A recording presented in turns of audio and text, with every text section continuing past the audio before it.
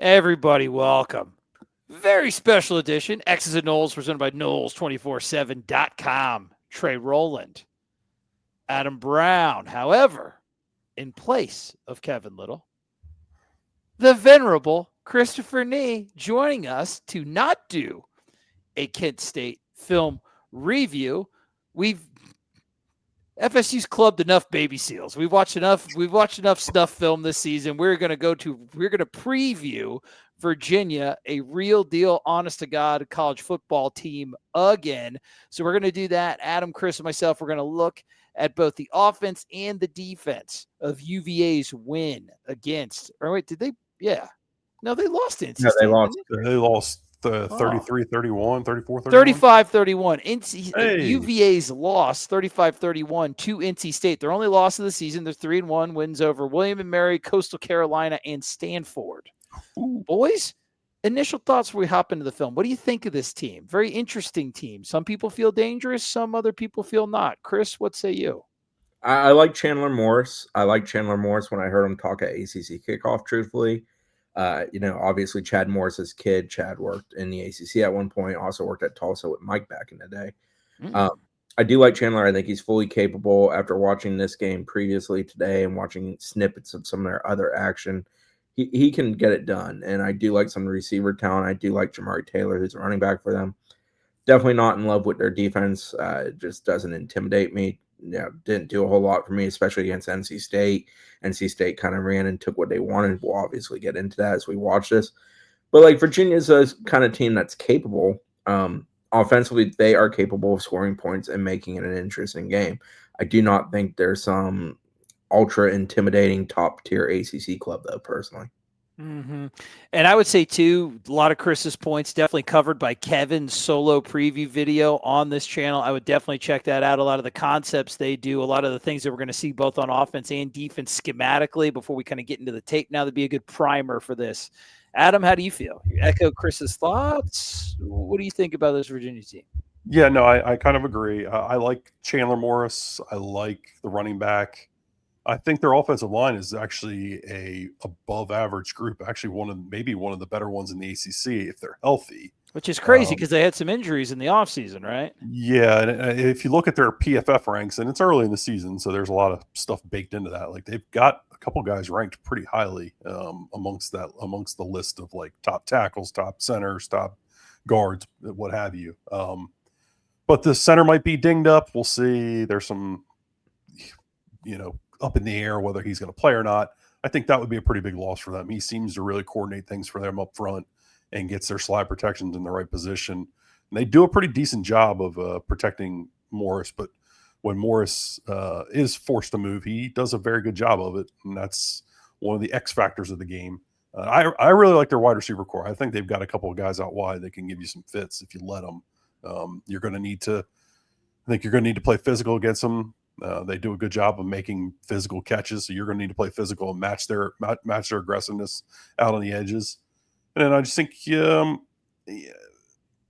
Morris or the Tony Elliott offense has been talked about, like some of the vertical stuff. I think you really got to hone in on the mesh concepts that they're going to run. They're going to do it from a lot of different formations, and we're going to get into it when we turn the film on here in a second. But I think you got to really hone in on their mesh stuff. Keep the ball in front of you, tackle it really well, and I think you can slow them down if you do. Totally agree. Their offense is clearly the better unit on their team. I'm actually going to be interested in watching that unit and the quality of the defenses that they're playing. They put up a lot of points, but I don't think they played a defense with a pulse yet this year. Obviously, the film will tell. Roll it, brother. Ooh. We're just so happen to start out with their offense, too. Oh, how about that? Almost like I knew what was coming. Let me press the play button. So the center is Brady Wilson that Adam was talking about. He's considered day-to-day, but it seems like most people think he's going to be unavailable.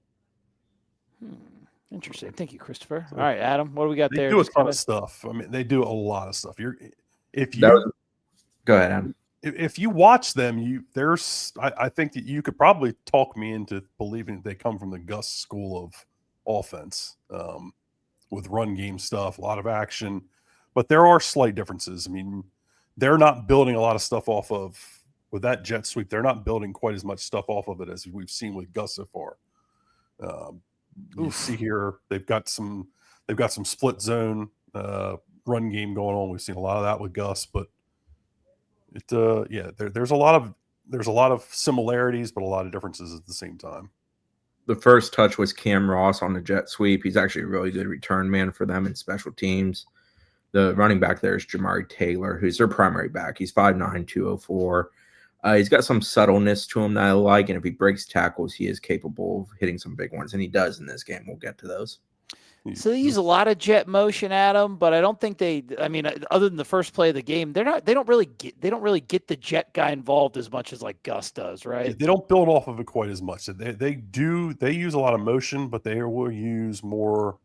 I mean, they're like across the formation, trying to get into a trips look. Like they're IDing coverages more, whereas Gus is setting run plays up and setting up play action down the field with a lot of his motion stuff. Go ahead, Chris. I was going to say what I took from watching this with the motion earlier today is that a lot of it does seem to be giving Morris / the running back the idea of what is their coverage doing to us? What is their coverage's intention before the snap? Yep. More so than trying to basically create mismatches and stuff like that. A lot of their stuff is really safe. We'll see bubbles. We'll see a lot of quick. We see a lot of flat stuff to the outside, which is a Morris throw that he can make. Is that Edrin right there that catches that? Is that 7? Yeah, number 7. Yeah, I'm pretty sure that's him. He's a big cat, 6'3", 221. They go to him a few times late in this game as they're trying to set up an opportunity too. And you see, I mean, and with the mesh stuff too, like you see, they're trying to isolate guys. Like they're trying to isolate a receiver against a linebacker, or they had a one-on-one on the outside. Like they're trying to get these guys. They're clearly trying to find matchups they like and attack those. And they're just trying to make IDs for their quarterback quick because the kid operates the offense really well. Gets the ball out quick, makes the right decision a lot, not a ton of turnovers. So, like you said, it's just trying to get those easy reads even easier. They're running out of pistol. Apparently, it's a formation we're going to see quite a bit. Yeah, Morris ended up going 30 of 43 in this game for 257, a touchdown, and interception. And that interception is very late and very painful. And it's by far the worst decision he makes in the entire game. Well, when he messes up, he makes it count. I like that. He gets fooled on it. We'll get to it. We'll talk about it. But I don't think he saw the guy who ended up playing underneath, and he ends up throwing it to that guy. Because that guy shows like he's going to blitz or come down and then drops. Would be interesting to see Tony White, man, giving him a pre-snap look, changing it post-snap. That would be nice to kind of change the picture on him if he could get confused by that. Yeah, it's some tight zone action where that happens. Yeah, that's where all the action happens in the tight zone. They're doing a lot of 5-man, 6-man slide protection stuff along the offensive line. Nothing really earth-shattering. A lot of stuff that we've seen from different teams throughout the season so far, and pretty common. Pretty common pass protection. Totally agree with you, Chris. Number 7, very big target. Definitely somebody that Florida State needs to ID early. Empty. They'll give you a lot of empty looks, and again, they're just trying to ISO a player on a linebacker. I think they're going to run mesh here. Yep. And NC State. They played that like crap. Had no clue what they were doing against it. That's terrible. NC State's backers did not have a good day in this game. Not at all. It's almost like they had no clue that they were going to see this stuff. And this is something that is this like hyper emphasis on mesh? Is this a new thing for UVA? Or I asked that question. I'm not sure if they ran a lot in the past, but it's almost like NC State really had no clue it was coming. You see him trying to coordinate it here, and they don't pass it off. He's expecting the safety to run with that. The safety doesn't run with it. Yeah, but it's all game for him, really. So nice part. Miami runs a lot of mesh, so you're going to get a good look at it this week, prepping for Miami. Oh, there you go. Can't look ahead. Ahead. One game at a time, but I do like that aspect, Adam. So let's see what happens here. Oh, just no push right there. He makes a lot of yards for himself. Yeah, he's pretty good after contact. He's a little bit of bowling ball. He's also good at making, like I said earlier, subtle moves and then understanding finish north-south.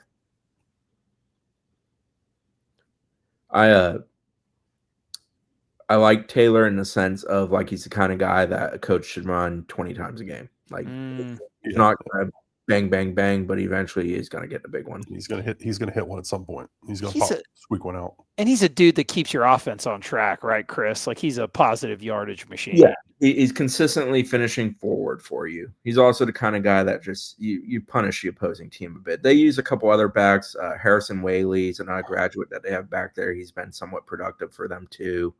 They list 4 on their depth chart, for example, but he is their guy. It is Jamari Taylor, number 3, that matters. All right, mesh again, drink, and they motion into it this time. This is a nice, fun little shallow. look. This is more of a shallow. Well, I guess it's mesh. They don't run it very well though, but he gets it. Good enough to convert. They've only allowed 1 sack on the year. I know AB kind of touched on that earlier. It's funny, the pressure rate's actually decent for the opposition. It's just a matter of Morris does a good job getting rid of it. Morris is also good at making slight movements in the backfield to extend for half a second and getting rid of it.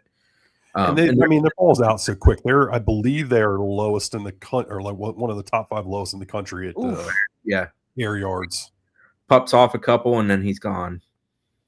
And that was on 4th down, right? 4th and 1. That's a 4th and 1, yeah. Dave Dorn, what are you doing, brother? I mean, you got 4 guys. Oh yeah, they're right there. I mean, he would have converted either way, but it's some bad angles by NC State, but you got to get him on the ground. Adam, how much can like FSU's like kind of aggressive safety play? Does that make the intermediate passing areas where this mesh stuff happening harder to convert? Does it expose FSU to more risk? I would think having those guys in there might muddle up the picture for Chandler Morris a little bit. I don't know. I mean, you got to communicate it right. You know, I mean, that's the biggest thing. Guys got to match up when who's taking crossers and whatnot. It'll depend on what the coverages are. Like, they see these guys back here communicating. I mean, NC State, remember, they run a 3-3-5 type of defense, and these 3-3-5s have evolved so much over the years from what you would classically think of the true stacks. But I mean, this is kind of a good idea of what you're going to see some of from Tony White. One thing I'd like to see the FSU D-line do in this game is consistently get their hands up. Yeah. Get fingertips on a ball, change the trajectory, let somebody in the back half maybe play. I think you need to give up the idea that you're going to sack Morris. I think you need to pressure him, but you also, like you're saying, you need to get your hands up in passing lanes and make it difficult for him. Yeah. And with the amount that they like to go to the middle, they either really go to the middle or the extreme outside. There's not a whole lot of kind of playing on the seams, I would say. They'll go there once in a while, but it's not regular for them. It's far more what crosses my face. What can I do after it crosses my face? More crossing. See, that's where he's really dangerous. And I think this is where you get yourself in trouble when you let him start really stepping up in the pocket and giving you that threat of taking off and running. And he's got these crossers running all over the stinking field. Do you get a little press happy against a team like this? Disrupt routes off the bat? I don't think I would. I really don't. I think I'm just going to play an umbrella and keep everything in front of me and say, okay, if you're going to take 4, I'm going to give you 4, but we're going to tackle it really well, and we're going to see if you can do that up and down the field. Just challenge him to do it over and over again. Would you pressure this kid at all, or no? I don't think I would. Not early anyway. Not in the sense where you crash down. There's one later in this game where NC State basically gives away half the field, and he takes it and has a big run. He doesn't do it a ton, but he's very capable of it. That run in this game, for example, for him was 42 yards. I wonder if they might play this a little bit like they did with Alabama, where they used games across the defensive line, stunts, twists, things like that, to try to get some heat on Ty Simpson, because that kid's a better athlete than this kid, but not necessarily go crazy with the blitz. I'm interested to see what they're going to do from a front perspective against this team to try to try to get this kid out of rhythm a little bit.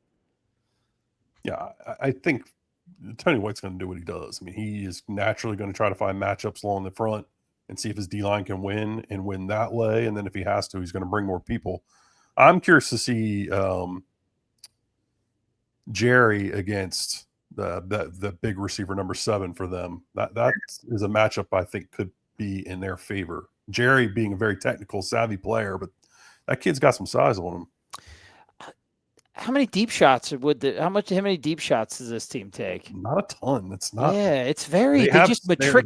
There are some in their playbook, but like 30, 40 yards down the field, not a lot. Yeah, it's just. See if I can find that passing chart. I sent it the other day. So 43 targets, 30 completions in this game. 257 through the air.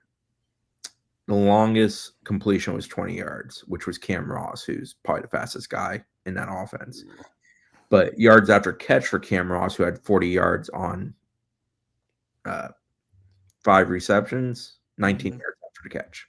So on the season, this is per PFF. They're 5 of 9 down the right side, down the outside right for 146 yards and a touchdown, 20 plus yards. 2 of 3 down the middle and 0 for 1 on the left side. They're 14 of 21. I wish I could pull it up here, but it's on my phone. I apologize. 14 of 21 from 10 to 20 yards in the middle of the field. 3 of 8 for outside right, 5 of 8 to the left. They're 23 of 30, 0 to 10 yards in the middle of the field, 9 of 11 to the right, and 4 of 5 to the left. And they're 14 of 16 behind the line of scrimmage down the middle of the field. So yeah, it's all in front. Like you said, man, just tackle. They're going to be a big tackle. Don't let them, like, when you're going to have a play on the kid, don't let a 3-yard gain turn into a 25. I mean, you see it here. I mean, they just, your D-line's got to win games. I mean, they got to, especially if the center's out. Like, Daryl's got to eat. He's got to take over a football game for you at some point. Let's see what NC State's D-line does here. Not they get some pressure, but it's not great pressure. And it's the kid's savvy. The way that he moves, Chris, you mentioned it. The way that he moves in the backfield, he's this is a very calm, cool, collected quarterback. You're gonna have to get like some legit pressure. There's some split zone again. He shows his experience well, where he's willing to stand in there and pass, but he's gonna make minor movements while keeping the eyes downfield. And he's always pass first. Like, he's not a guy who's tucking, moving, making this decision. If he's tucking and going, he's going. Mm-hmm. But he doesn't do it often. I think he had 2 or 3 total rushes in this game. The big one being the 42-yarder that will come up. Let's see what they run here.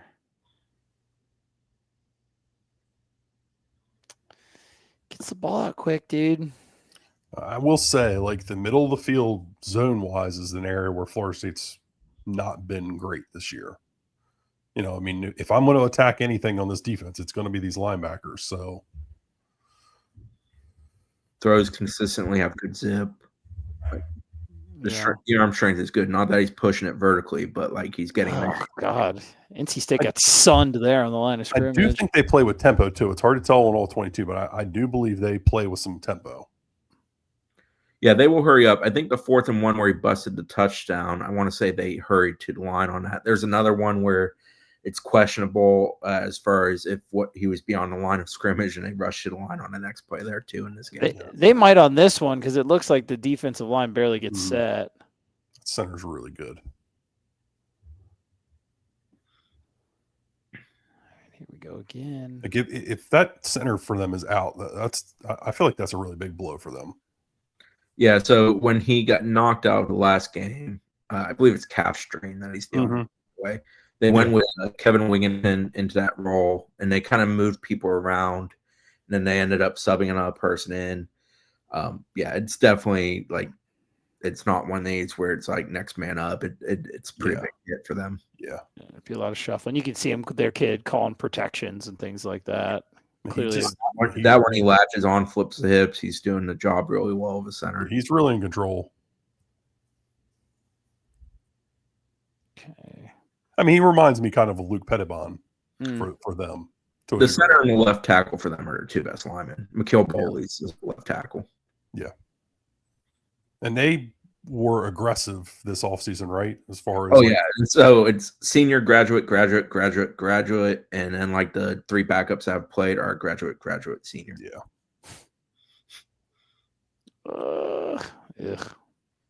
But you see this passing game. I mean, it's all. I mean, I'm sure they'll take their shots. Obviously, some of the numbers were that they have down the right side, but mesh. No, they didn't do it this time. No. No, they're happy, dude. They'll take their like 6 or 7 and get it out quick, and just it seems like a tough bet with some of the negative plays Florida State's defense has been. Like, I feel like this is going to be tough for them to do over the course of an entire game, just like by 6 and by 7 over and over and over again, right? Yeah, I'd agree with that.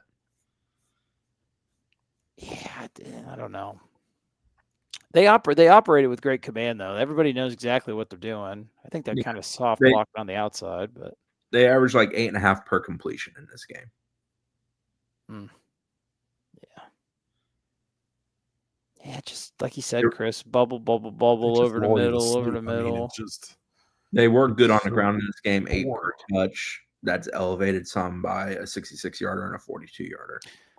All right, this definitely is like surface level commentary that people probably don't watch this channel for. But I've never seen a team that throws it so much that's so boring to watch. Like they're very, very boring to watch. Right? Am I just am No, I it is. overlooking into that? Like this is not entertaining football. But I guess it's they effective. would probably argue that Florida State's not either. I mean, as far Oh, as with come the on, run, man. run. I mean, it's just a different. It's the same philosophy, just a different way of going about doing it. Yeah. It is worth noting NC State was earlier in the year for them. They've had a couple others since that. Yeah. They definitely seem to be more comfortable with airing it out, but it's also against lesser opponents that they've done Right. that. Mm-hmm. Yeah. Got a free runner there. I mean, I think if they're going to take a shot, it's going to be Cam Ross or Trell Harris. But I think Cam Ross is a guy that you just try to use the speed to get behind people. Or you go to Ed as a big guy and just try to win in a phone booth on a jump ball, basically. Yeah. Yeah. Kev did say that every now and then they'll do a slot fade. Here's a good look at the movement. Yeah, look at that. Just enough, dude. That's savvy. I like that. Eyes continually downfield as he works to his right there. Yeah, he's just very composed. They always have something available for him because they always send 5 guys out. I mean, they don't often keep the back end. I mean, they're going to have somebody a little sprint draw. Yeah, once in a while, like so Sage Ennis plays some tight end for them. He's a Tallahassee product. He'll once in a while like hold a block, release block, go. There's actually a play later in this game where he catches a touchdown doing that exact thing. But yeah, for the most part, it's get down the field, flatten out, sometimes with layers. Sage Ennis, yeah, dude, I remember that name. Yeah, a couple knee injuries have really changed the trajectory of his career. It's the first compressed look we've seen from them. They've been running a lot of really far spread out stuff. Ooh, a little toss. Okay, so you see that tight bunch, think toss.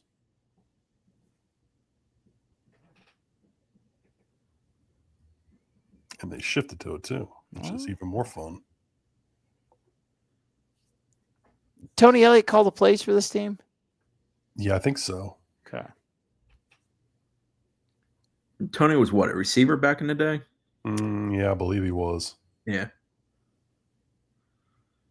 He's obviously got a long history of play calling. I mean, it's not, this wouldn't be his first go around at it, obviously. No. He was the primary play caller when he was at Clemson, right? Or was that the USF Jeff Scott? It was Tony, right? It was Tony. Yeah. Tony had his run at it.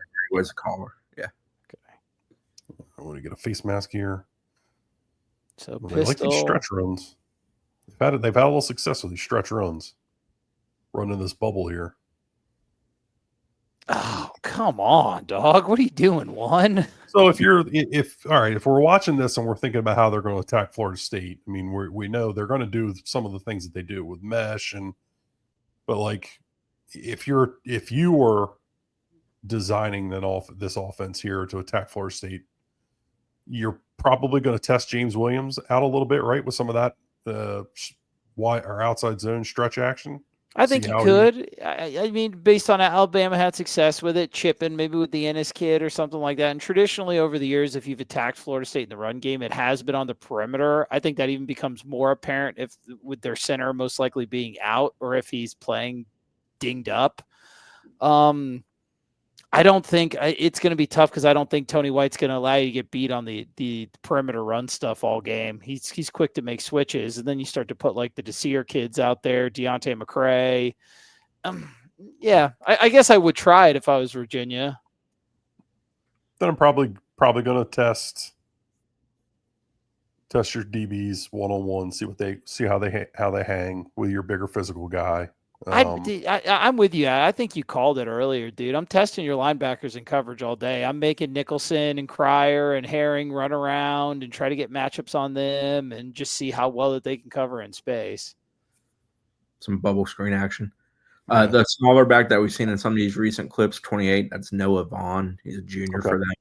He's probably their smallest of the backs that they use. He's about 5'9", a little bit under 200. Most of their backs are pretty comparable in size.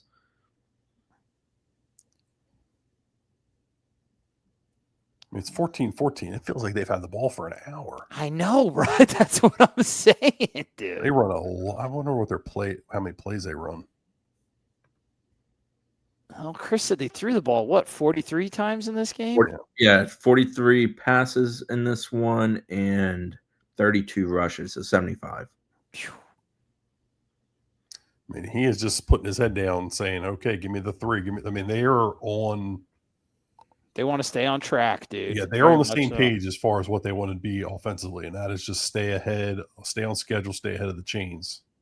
And they are down for winning the time of possession game. Yeah, clearly.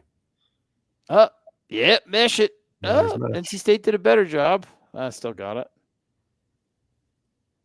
Yeah, they'll get into that look through in just a ton of different ways, right? Yeah, they give you a lot of different looks at it. Trying to. Yeah, so he's Oh, see, 22 was there.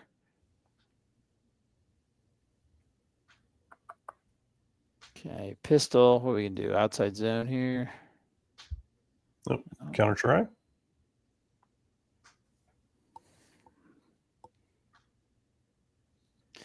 Counter for a loss. Familiar with that? Yep. Yeah, dude. I know. I feel your pain, Tony. All right. So they're moving around now. This is the first little bit of 12 personnel we've seen from them. So they're showing a little bit of boot action off this zone look, but I think the Ennis block and release is coming up here, if I remember. Okay. Yeah, it feels like they're setting some stuff up here with this 12 personnel. Yeah. He's not even in there this play. No, he got on the last catch he got spanged up on that, but he comes back. So they end up kicking a field goal that possession. Well, they get a short field here, obviously.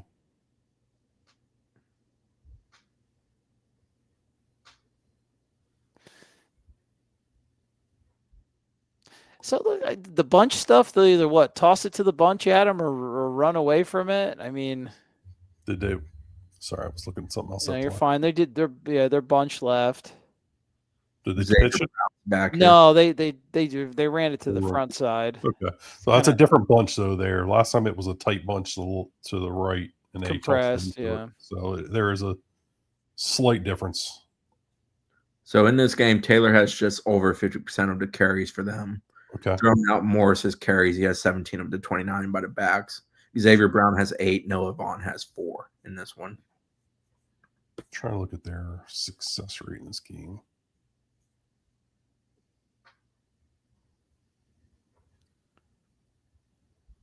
All right, so you got NC State lining up 4-4-I, then a nose guy. Yeah, so they're in a bit of a tight front.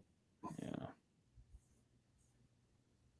I mean, I would say NC State's actually kind of playing them pretty decently on defense here. Just at least the run game stuff. They miss tackles and things like that. One bad snapper or a rep earlier on that one outside zone. With this freaking, they can't play that concept worth a damn, dude. They've only seen it like 11 times already. 70% success, third down success rate for Virginia in this game. That's stout.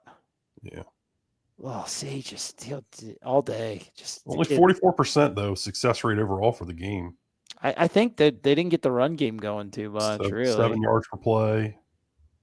That's good. Obviously, 0.2 EPA per drop back, 0.3 EPA per rush.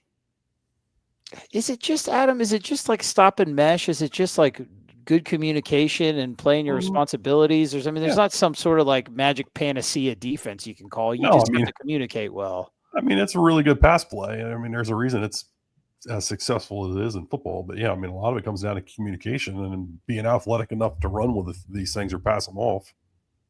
Right, this looks like it's going to be something funky. Nope, just outside zone run.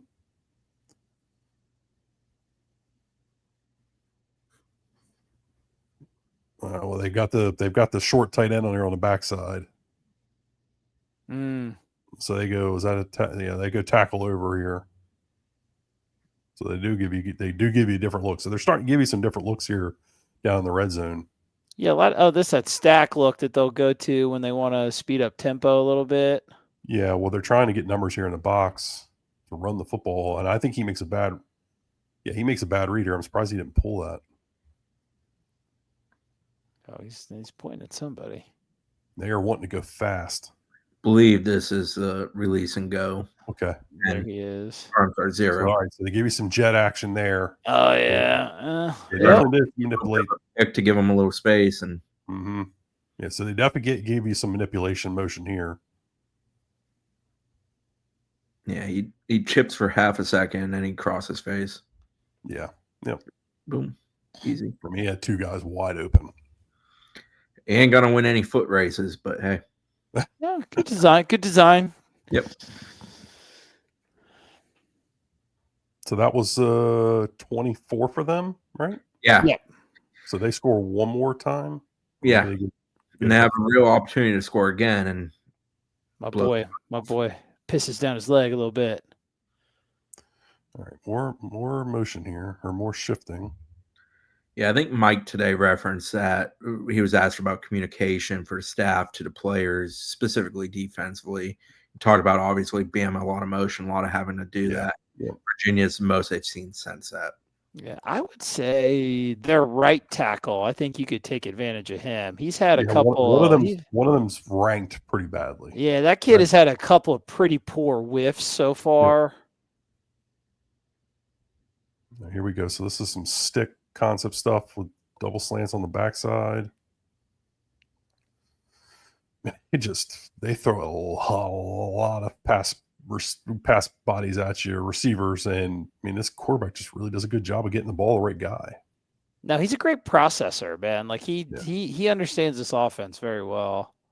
Coach's kid, not surprised. Yeah.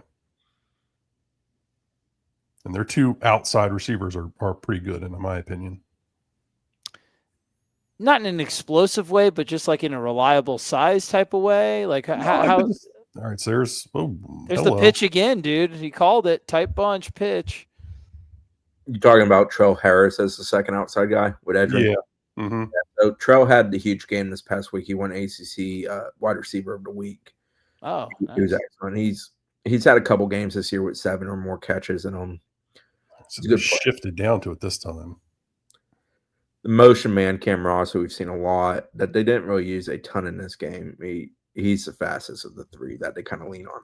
I don't think they're great blockers out on the edge. Like I think they do a decent job, but no, I'm with you, dude. Like for as much like bubble and out and like kind of screen, the wide receiver screens they run, they're not dominating with their size. And maybe you credit to NC State's cornerbacks, but they're not getting great push on it.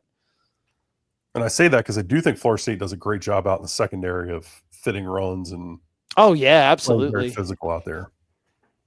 Yeah, you're gonna have to block dudes like Earl Little and Jabril Rawls, man. They're throwing they're flying around the field this year. His name is Himothy. Yeah, it's good. I agree. That was sir. Okay. All right, more empty. A lot of empty looks. It's going to be mesh. Drink. Kid's open. The kid was open on that one too. NC State seems to be covering a little bit better now. Well, God, they've seen it enough, dude. Yeah, no, I get it.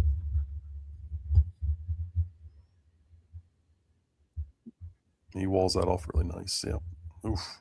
Do they run it like? Are they doing it too much? I mean, I don't know, man. I don't know. They lost the game, so I guess.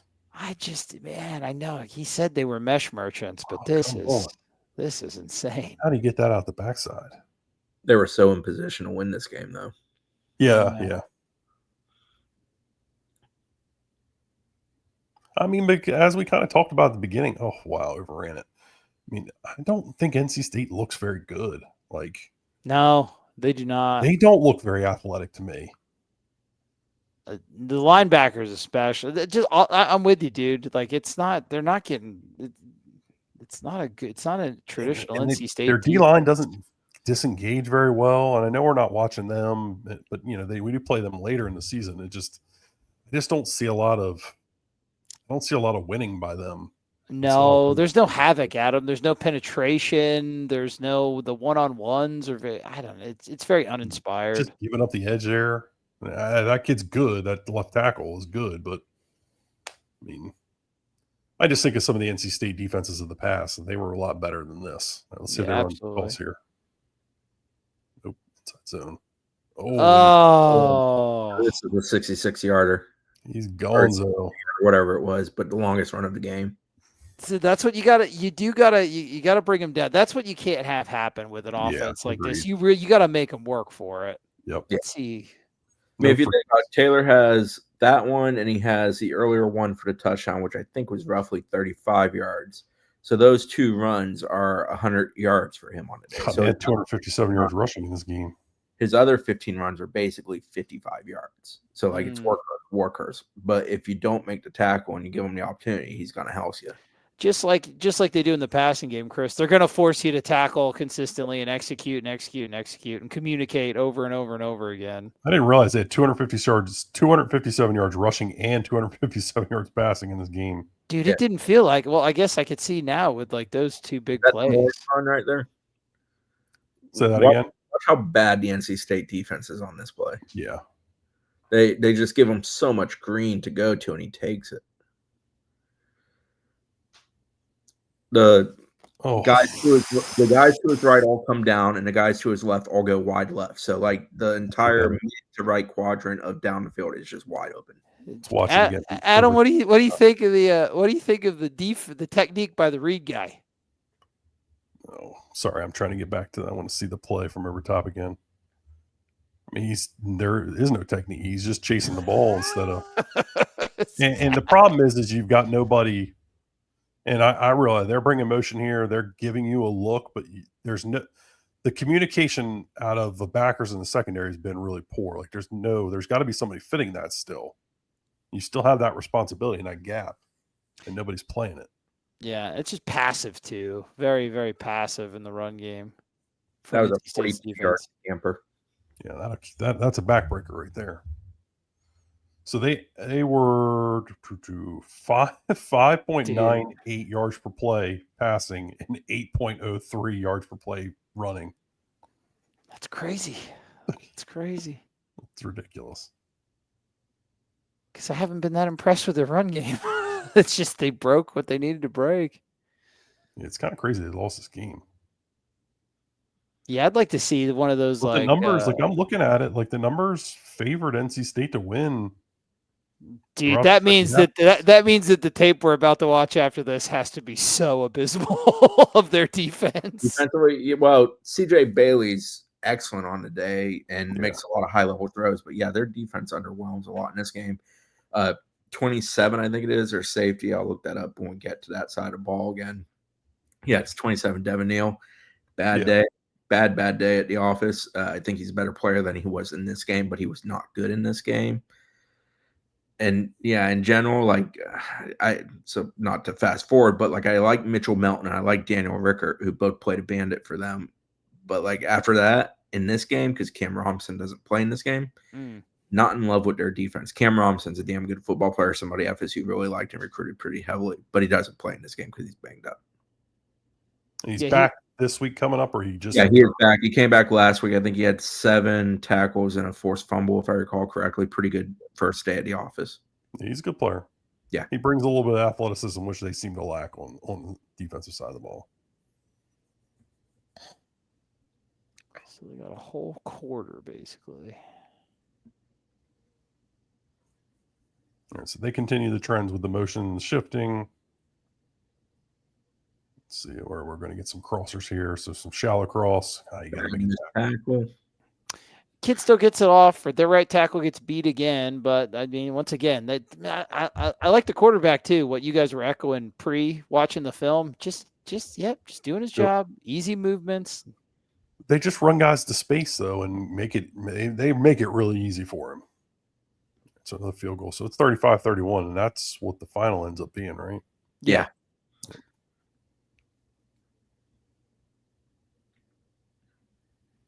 A little play action here. Got We haven't all seen day. a lot of that from them. Oh, is that the pick? No, he dropped it. All right. Yeah, So the pick is literally at the end. this is a really bad throw.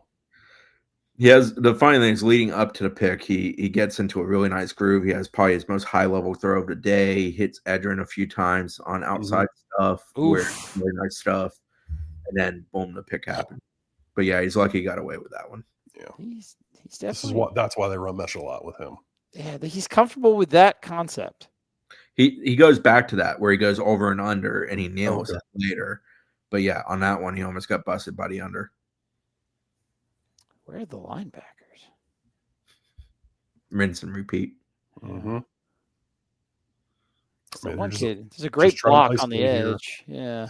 Full screen game. Dakota Twitty's the number 9 there that they have flexed out. He's their other tight end. Oh yeah, good job by their right guard, man. Good job moving in space. Action off of that with Twitty in the slot on the left. More 12. They almost get there. I mean, they're showing vertical plays here, and he's just going to take this easy stuff. He's going to take what's there in front of him. Again, trying to keep the... Oh, yeah, their right tackle sucks, dude. Yeah, he's not good. Is that 68 in this? He's bad. What'd you say, Chris? 68, Jack Whitmer. That's right. Yeah, I think he ranks like in the 700s on PFF. The Ferguson zone. Still want to be there. I think they're going to have trouble if they've got some O-line issues as far as like bodies available. I think they're going to.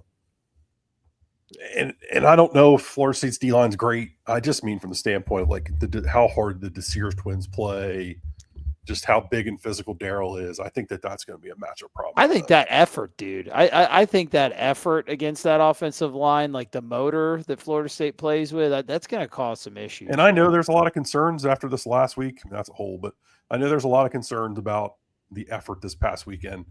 I don't think that's going to be an issue on Friday. Something tells me the message is going to get delivered. One thing I'll add is I think Virginia's the kind of team, and it's always important to start fast. That's a cliche thing. I do think they're a team that if you're able to put up touchdown plus lead on the scoreboard early on, it really kind of takes them out of their element. Yeah. Oh, absolutely, man. Like this is a team that really hasn't seen the top. I wouldn't describe them as quick strike.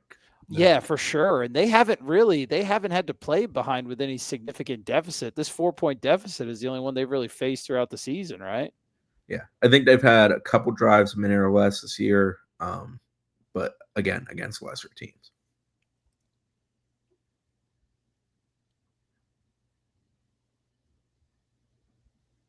Motion.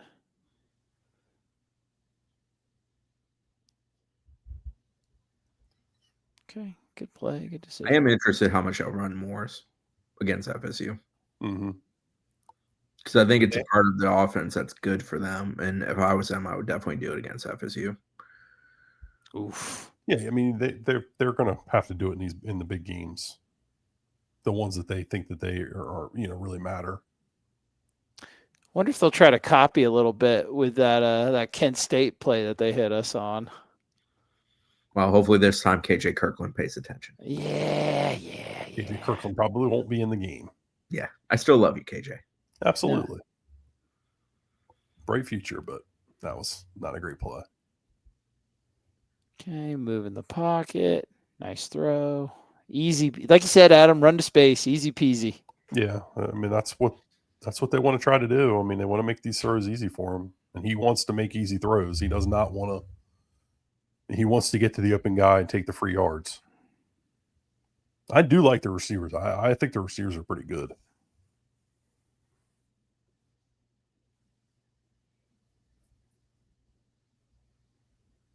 And if I'm them, like I'm looking at that Alabama tape and seeing some of the movement concept stuff that Alabama did, where they had guys open and Ty Simpson just couldn't get the ball to them. Mhm. And I'm copycatting some of that stuff.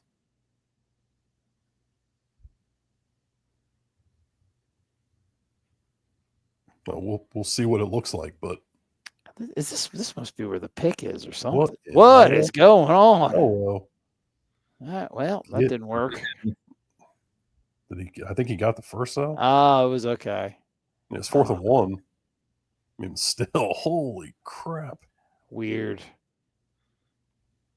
I love weird stuff. Yeah, So great. that's up there. Oh, dude, what is this? No, they got the stop. Okay, wow. So this must be the drive where he gets in a rhythm.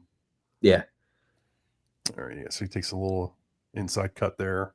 Yeah, and he'll start going to the outside to Edrin to push it down the field a little bit. Again, this is just a really easy throw for him, though. Like, just throwing off that backer. Who is that on that one? 8? Yeah, Or 6? I think it might have been 6. I think it might be Cam Ross. Good catch. Yeah. Yeah, I think you're right, Chris.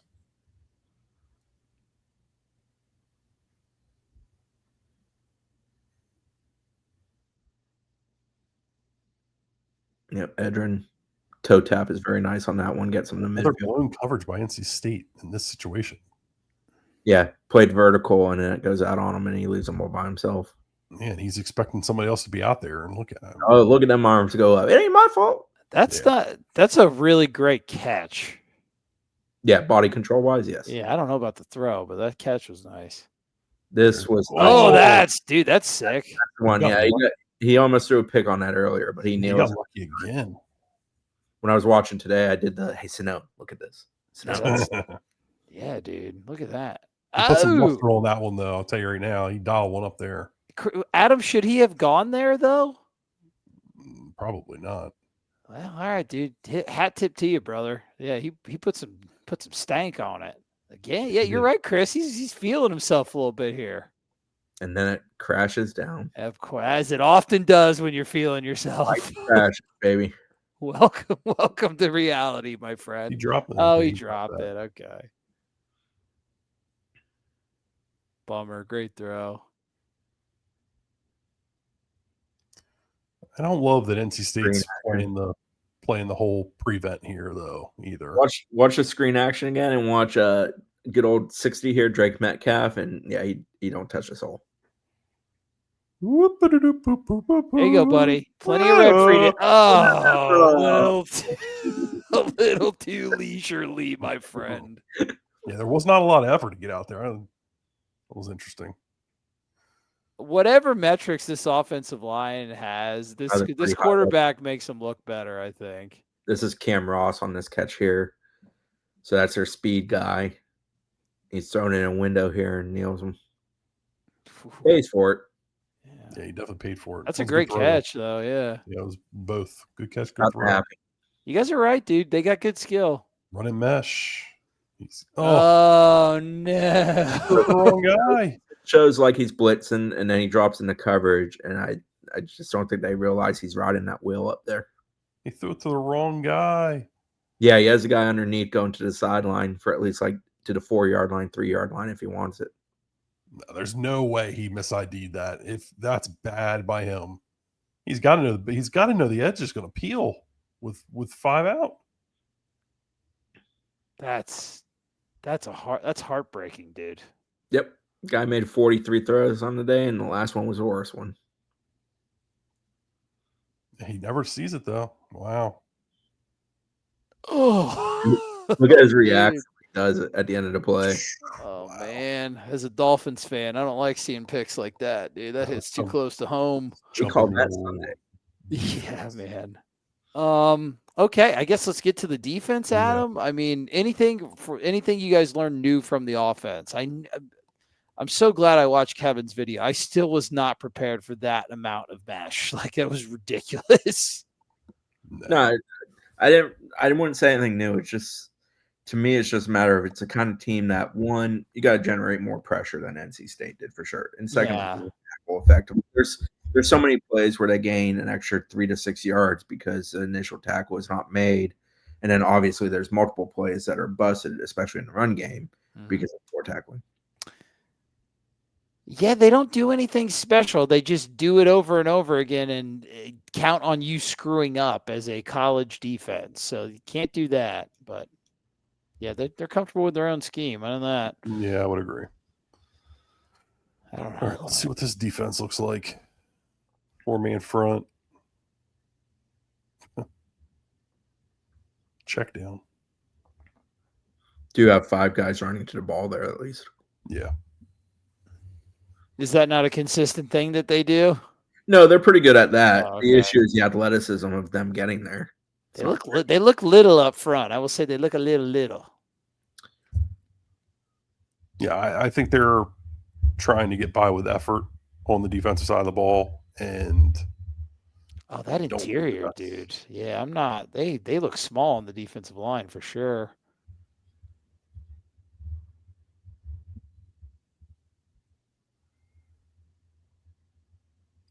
no, he's got a little size to him. He's not Who? 90. Oh, Yeah, it's Texture. Triple Carter, 6'2", 311. I was looking at their edges. Luke Pettibon's going to have to play better. I didn't think he played very good against Kent State. And Brendan kind of texted and asked if we thought that, and I thought it in real time. Rewatching, I thought the same thing. That's a point coverage by them. What the heck? DB kept covering a route that went about 8 more yards down. Yeah. His guy broke off, and he was like, "Oh." Bailey makes some really good throws in this game. Not that that's really one that was pretty easy pitch and catch, but he has a few that jumped out to me. It's so tough because Gus's offense is just, he's going to line up and run the football. Of course, they ran for over 200 yards against them in this one. So, yeah, and they ran, I think it was 8 per touch, I want to say. I had it. 6.2. 6.2. Hollywood Smothers, primary running back for NC State, 8.2 per touch. 17 for 141 and a touchdown for him. I'm sorry, 2 touchdowns for him. So it'd be good to see what kind of movement the NC State's able to get. 4 down front, Adam, primarily. We're going to see that. Oof.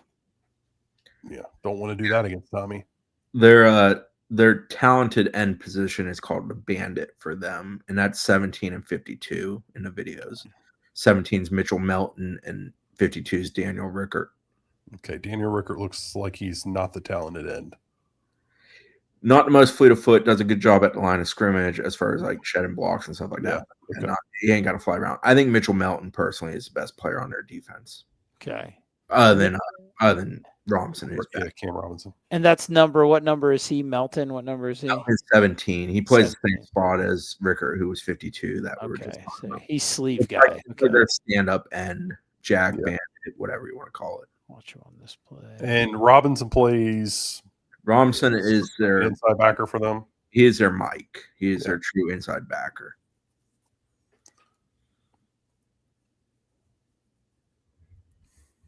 So NC State's having some decent success getting out in space here and winning athletic foot races. So Jet immediately comes to mind. Yeah, for the defense, they kind of run the same looks at you and the same coverages quite a bit, right, Adam? Yeah, I think so. A lot of cover 4, I think Kev was saying. Mm-hmm. A lot of effort to keep things in front of their faces. Yep. They're trying to not give up explosives.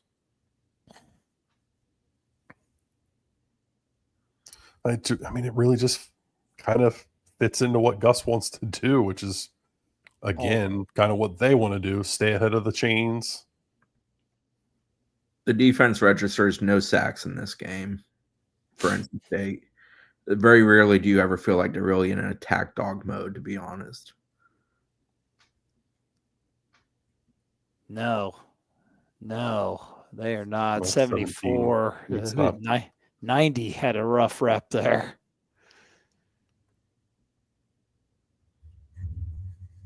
Okay. Oh, that's a movement. Who's this comes leaking through here? 9 sacks through 4 games, so 2.25 per game. That's 63rd in the nation. 21 tackles for loss, 5.3 per game, 87th in the nation. They have 19 quarterback hurries, and I want to say that Melton leads that list. You'd like to see a lot more when you're playing Stanford, Coastal, and William and Mary. They seem to be playing gap assignment pretty well. Like they had a guy there for the quarterback on the read. They allowed 200 passing yards in this game, 90 of which came after the catch. Tackling may be a problem.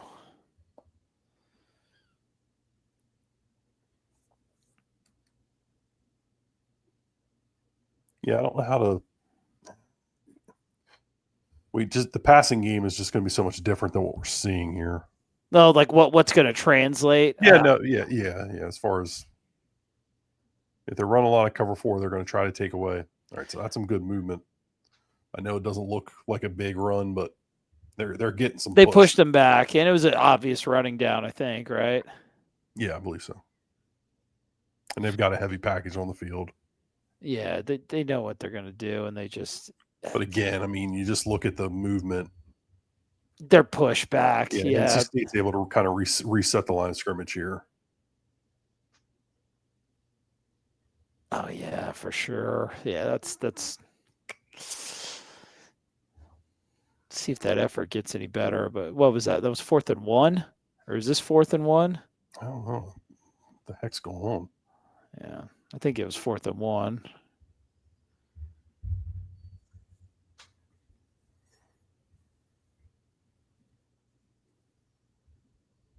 They are bringing everybody at it. I'll tell you that much. Yeah. Good Lord. You got it. We're seeing some funky stuff here out of NC State. Yeah, this is a weird game. This would have been a weird one to watch. Yeah. They seem to be in the right places. This is number 1. This is the linebacker on the second level. No, it's a good job by that defense there doing their guard couldn't get up to him. So you're not going to see a ton of that out of Florida State, though. Like, it's just not what. NC State in this game is only 1 of 7 on third downs. And that is like Virginia's strength of their defense has been getting off the field on third downs. 20.8% third down conversion rate allowed, which is 4th in the country. Oh, touchdown. Yeah, he had him wide open.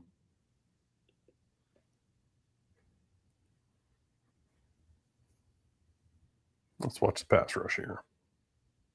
Not much. No, nice clean pocket. No, I wouldn't say there's a ton there. Feels like should be able to move the ball pretty effectively on the ground, right, Adam? Yeah, I mean, it looks like it. Again,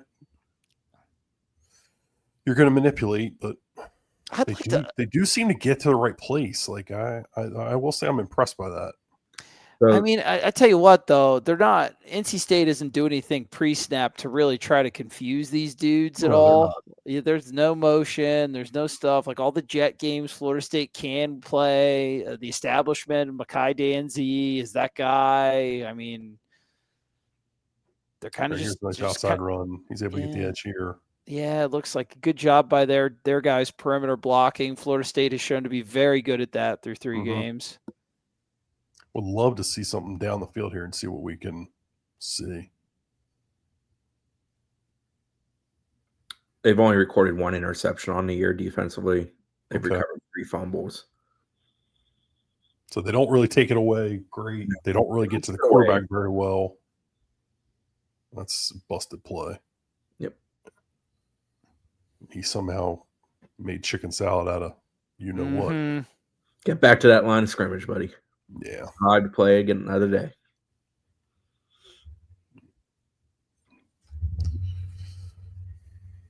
Now they sit in this four-man look. All right, there's some stunts up front. They've done that a couple times that I've seen, but it's just that they're just trying to help them out, man. They can't win one-on-ones up front at all. And I'll say Florida State has done a pretty decent job of picking these up, communicating as an offensive line. Yeah, I don't see a lot of special up front. Yeah, 90 is trying to hustle there and make something happen, but not a lot going on. They don't look like the type that wins a lot of one-on-ones. I'll say that. Oh, they're bringing some heat there. They anticipated it through the screen, but they actually covered it up pretty decent because I don't think they get up the field very well. Yeah, they do. As the game goes on, they bring an extra guy here and there once in a blue moon. Usually, corner or safety down off the edge. Okay, yeah, kind of like that look there. Oh, now they're getting stacked. I mean, they are just keeping everything in front of them. Yep. I mean, it's another cover 4 concept. That's just what they do, huh? Well, that's what okay. what are the things that you've seen that can be that are good cover 4 beaters that Florida State runs? I know Florida State doesn't really run a ton of good cover 4 beaters, honestly. Really? Okay, that's interesting. I mean, it's just because Gus is going to run the ball at you, and then try to get, once your safety gets out of position, throw the ball off of him. Mm-hmm. Yeah, so it's like schematically, there's not anything that we do that they're susceptible against schematically. It's just this is kind of like a personnel issue. Yeah, I mean, I'm sure Gus has got stuff he just hasn't really shown it yet. But yeah, no, I feel like you're probably going to be able to. I'm sure we'll run some Mills concept. I'm sure. I mean, look, they're not going to put the ball in Tommy's hands to have to go try and be a special passer. I mean, they're going to run inside zone. They're going to run some sort of reverse or end around to Mekhi Danzy at some point. They're gonna run jet to Jalen Lucas. Lucas. They're gonna, they're gonna do what they do. I mean, that this just isn't going to change. Yeah. Gus is going to try to establish the run game horizontally and vertically. Not a lot of speed on this defense either. I mean, it doesn't show right now. Cam Robinson's an explosive athlete, but sure, he's just one guy. I mean, but he is in the middle of the defense, which helps. But I'll say, like, if he replaces this number 1 kid, I mean, that kid is in the right position all the time. I think 32, if he plays in this, is who Cam. Okay, that's good to know, Chris. Because I would say he's probably been the weaker of the two. One is their Will. Okay. That's James Jackson. He's always in the right place. I wouldn't call him great, but he is where he's supposed to be all the time. Mm-hmm. That last play, 91 makes a play. That's Jason Hammond, who's a Florida native. He's the one that was. Yeah, he's going with the chip on the shoulder. Yes. Yeah. Well, gotta have something. Yep. So they got a 10-point lead here. You know what's difficult about playing a team like Virginia with the way they play offense, and it's the same thing that's difficult about playing Florida State, is your offense could be off the field for 6, 7, 8 minutes, and it's hard to go out there and find that rhythm again. So I would imagine that NC State probably had some difficulty with that because we saw how Virginia controlled the ball. Yeah, they had it forever for sure. Yeah. So it's tough to get back into a groove. Yeah. Yeah, Virginia in this game had 4 drives of 4 minutes or more, including 2 drives that were around the 6-minute mark, 5:52 and 6:12. Something tells me we're going to see some deuce. They're also willing on the offensive drive tempo stuff. That last drive where they got going before the pick, 7 plays, 69 yards, minute and 10 seconds. So they are able to ramp it up, but they don't always do that. They ying a little bit. These corners look like you can get some stuff on them. They look like food at them. Yeah, a little bit. If you could get them on an island, I think you're going to see some go ball opportunities. I don't think FSU will be shy about taking vertical shots. I don't think they'll do it a ton, but I think they're going to be fully willing to do it. God, I mean, they were doing it. They were doing it against the last 2 teams they played pretty frequently, man. I think, I'm with you. Like that feels like the emergence of Tommy Castellanos, the pretty fairly accurate deep ball thrower, is terrifying for opposing defenses. Percentage-wise, I think he's the best big throw guy currently in college football by percentage. What a dude! Love to see some RPO stuff from NC State. Some RPOs. Man, he had some space there. Well, and I just say I'd love to see some stuff. See how their safeties, if they bite, they're running cover 4 because they want those safeties to be involved in the run game. How aggressive are they coming downhill? That's a great throw. Of course, that's a special player too. But Yeah, he's a very good tight end.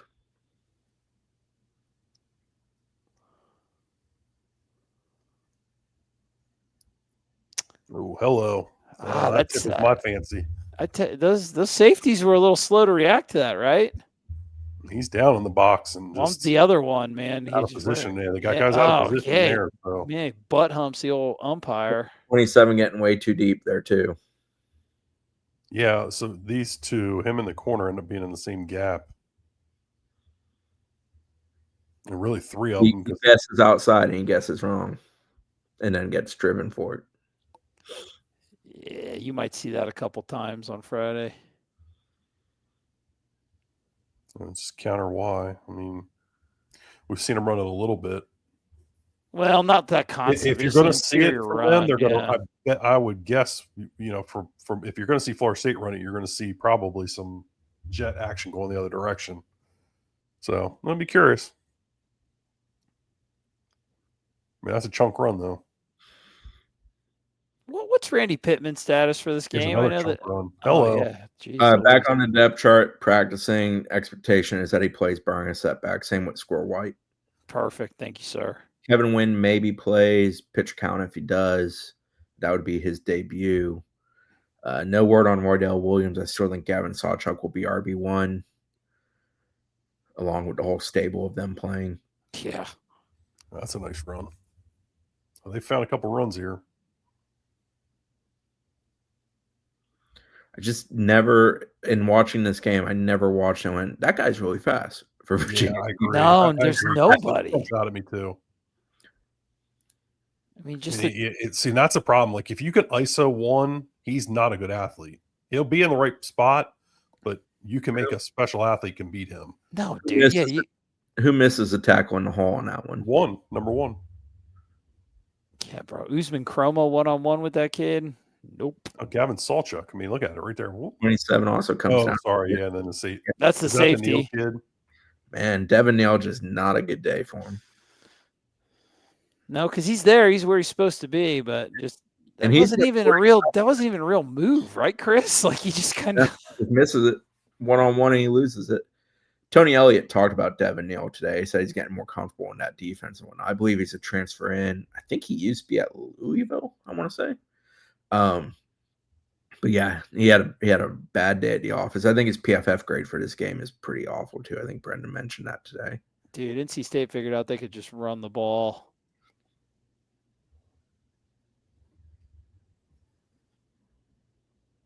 Yeah, 44. We'll counter. That's a nice run too.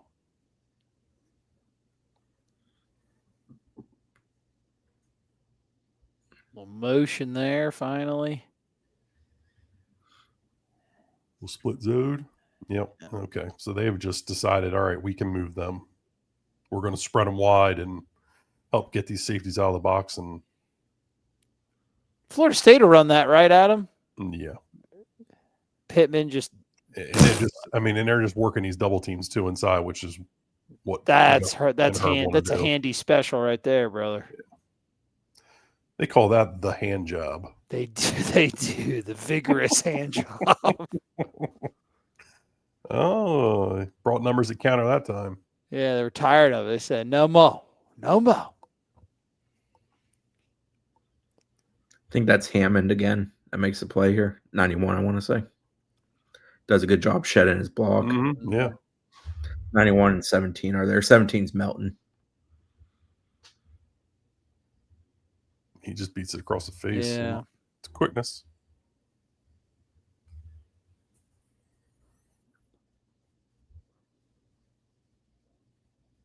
Yeah, it's a good rep.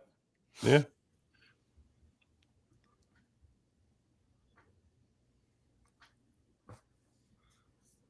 What are we going to get here?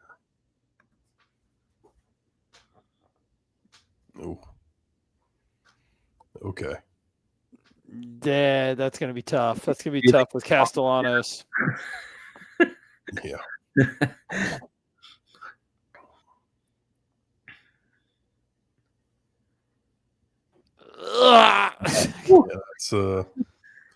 That's a toughie. Dude. Because I wouldn't define C.J. Bailey as a super fast, athletic quarterback. The guy who thinks he's making the play there, who then doesn't make the play there, is who Cam Robinson has replaced. Okay. Okay. So we'll be a little different caliber of athlete in there.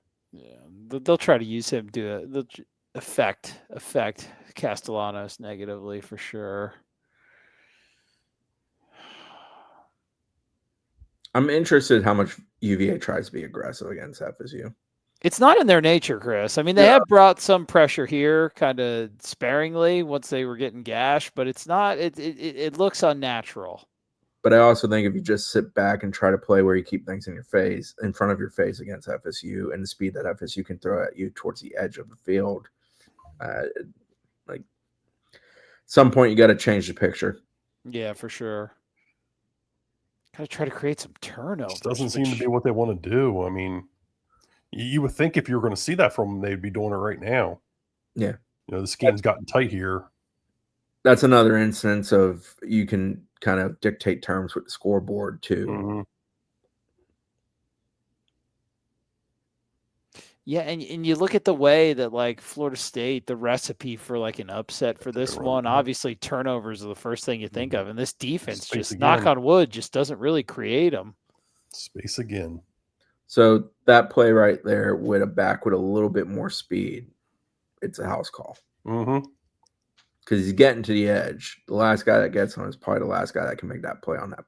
Yeah, I wonder if we see some Jalen Lucas at running back too, and not just on jet sweep stuff. He's looked good. He's looked good when he's gotten his opportunities. Good against Bama. Hasn't really been used much in the last two.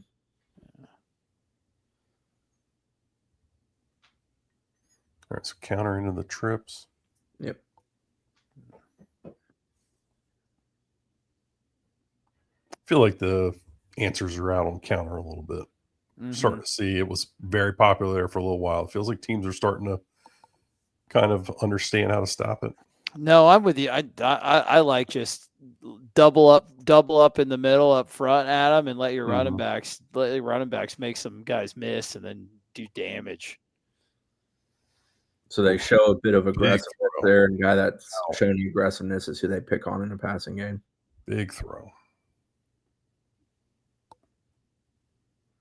That's their spur that shows like he's coming down, and then he gets beat on the outside throw. So he did bring an extra guy. They did bring 5 that time.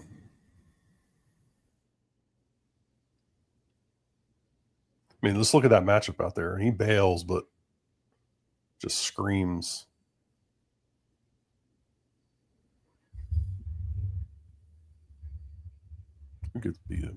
Get some pressure here.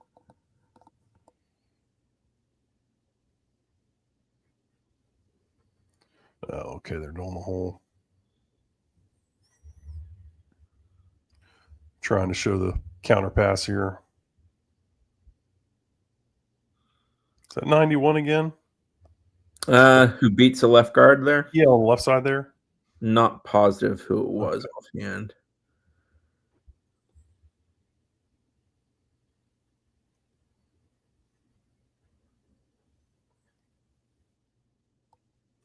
Easy throw. Yeah, that makes some sense there. That's some of that backside stuff we've seen Tommy work that a little bit.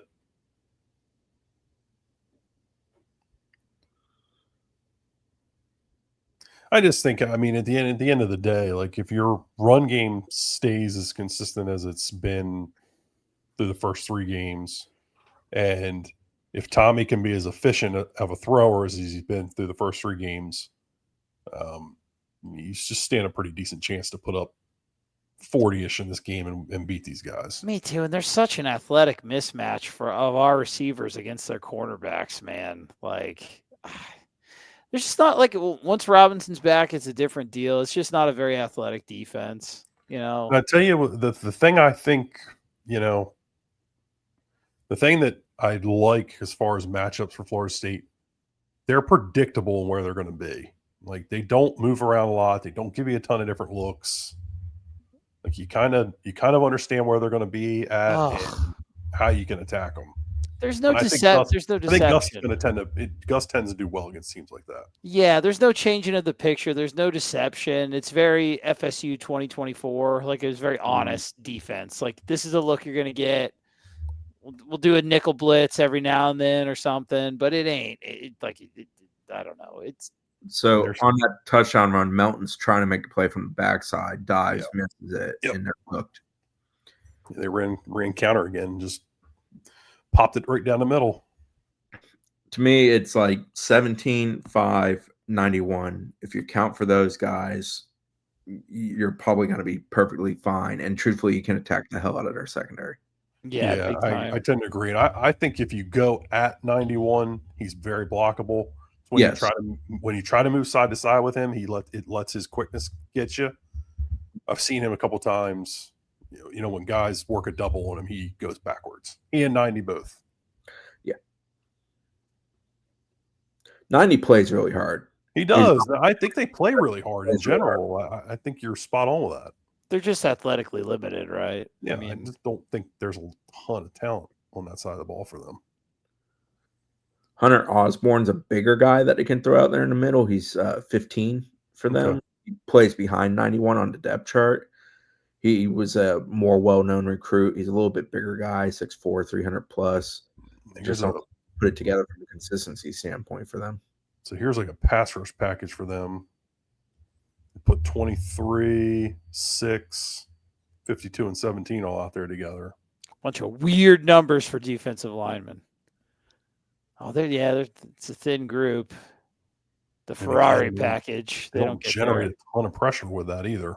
They're just not. There's not a lot of the best penetrator they got is, I don't know, that 91 crosses the face on the interior. But like you said, Adam, just double that and be done with it. There's Melton making a play on this one, 17. Bandit stand-up edge there. Yeah, so he spills a counter. Yeah, wins inside and finishes it.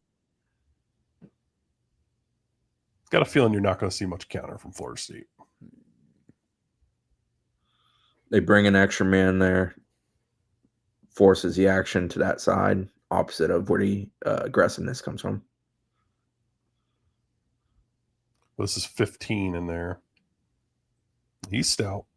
Yeah, that's Osborne. Yeah, he's stout. He does not get moved very easily. Yeah. No, good rep from him. Yeah, holding the ground. Yeah, if they're going to put a girthy guy in, he is probably Anthony Britton for them is 55, 6'3", 317 is his measurements. But Osborne's a better player of their two biggest guys there. Oh, wow. Did they give it to him?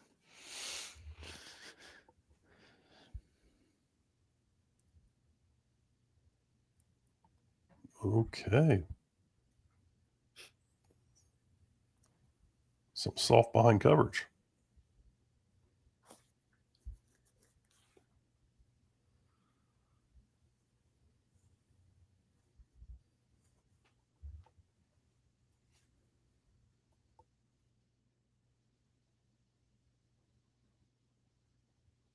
Six isn't a bad player either.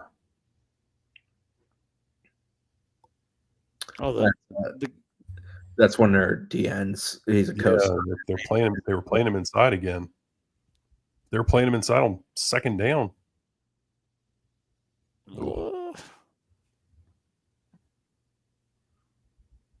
This is a late drive before they get it back and they go for the win. Mm-hmm. Yeah, there's like 5 minutes left in the game or something. Yeah. Well, 52 got a little pressure there. They had to dial things up because they had to get the ball back here. They're in a position of needing to generate a last drive. So this is the aggressiveness, I guess. I was going to say this is when it's like it's ramped up. Well, which you're going to be in Scott Stadium on a Friday night, 95 throwbacks. Maybe this is kind of how they come out of gate trying to create something. Yeah.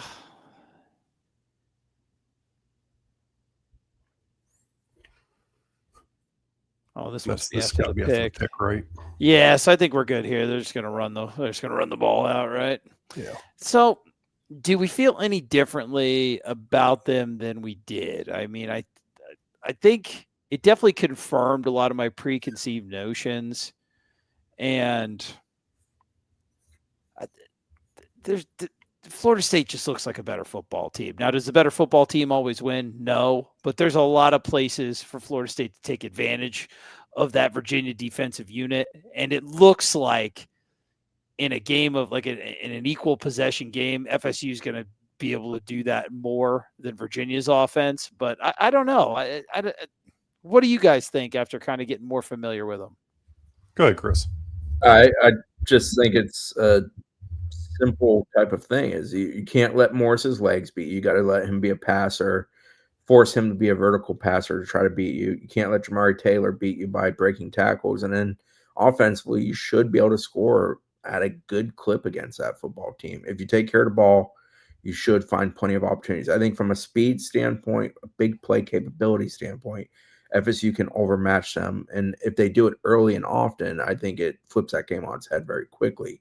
The one thing that watching O and D doesn't tell us here that I kind of figured out from looking at the stats and also watching a little bit of that game in the condensed version and some other stuff with them is they're capable in the return game. Cam Ross, who we talked about on the offensive side, he's a pretty good kick and punt return guy for them. That is an area where, like, if you're going to try to steal a game, if you're Virginia, special teams might be the place where you try to do it. So that's one area where FSU hasn't been tested a ton this year.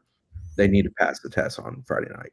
I agree. And if Virginia's going to create turnovers to win this game, I mean, if Florida State's, we say it over and over, field the punts, boys. Field the punts, field the punts, field the punts.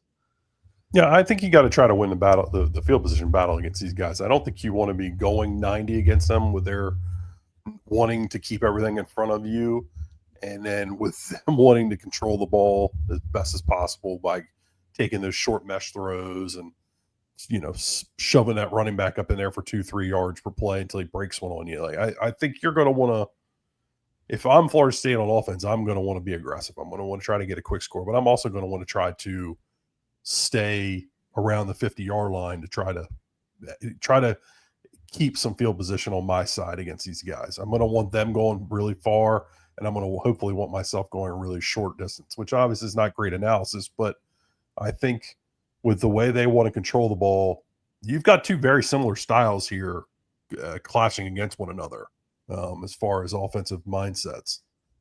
So I think it's important that you try to be the better of those two, and by having shorter field position to go, by being more aggressive and taking more shot plays against them. Watching them didn't change a lot for me. I think that there's some limited athleticism on defense for them. I really like their wide receivers. I think they've got a good wide receiver core. I think the tables are going to really tip against them if they are missing some guys off that offensive line, though, because that group's pretty good for them. I think they make a lot work. And that center especially seems to be a key cog of everything working for them up front. If he doesn't play, I think that could be a big problem for them. Yeah, I think totally agree with both of y'all's points. And I really think getting ahead on them early is paramount, just because the way that offense is not designed to play from behind. And that's a team that really has not faced a lot of game-induced duress. And we have seen that quarterback is very comfortable running a few of those concepts, and he runs them really well, but he is prone to making some bad decisions. So you get him behind, you double digits early with that offense. They don't really, like you said, Adam, Florida State and Virginia want to do the same stuff on offense. They both do it differently, but Florida State does kind of also have with their athletes, that's the break in case of emergency, big play, shot play button that it does not look like, other than missed tackles, the Virginia offense doesn't really have that dimension to theirs, at least from what we saw tonight. But we will see. Either way, Noles247.com is your place to go for all the news. Recruit commitments are coming in. We're talking to coaches. We've got all sorts of news going on. The camaraderie in the message board, the community, rah, it's all good to go. We're going to get you ready to go before Friday night, that matchup in Charlottesville. And we will be here with you afterwards. All of the interviews with the players, with the coaches, the instant reactions, everything like that. Adam, Kev, myself, and Chris. An absolute pleasure. Thank you for nerding out with us a little bit, dude. I thought it felt pretty nice. What about you? I enjoyed it. I'll be in Charlottesville too, for the record. Oh, giddy up. How's the food there? You got decent grub? It's been a minute since I've been up there. I was up there for, what was it, 19? Is that the last time we were up there? Yeah, I think so. Yeah. I Oh, can't remember the name. And that was like an in and out for me. It's been a good while since I spent some time in Charlottesville. I'll probably get a good breakfast. I got a good recommendation from our UVA site manager. And yeah. hell yeah. A nice Well, person. And I'll be boys, back early on Saturday and watch Saturday Slate. of course you will, dude. The workhorse. We love you guys. We will see you. Go to Knowles247.com. The content is fast and furious, and you guys are family. See you later. Keep chopping.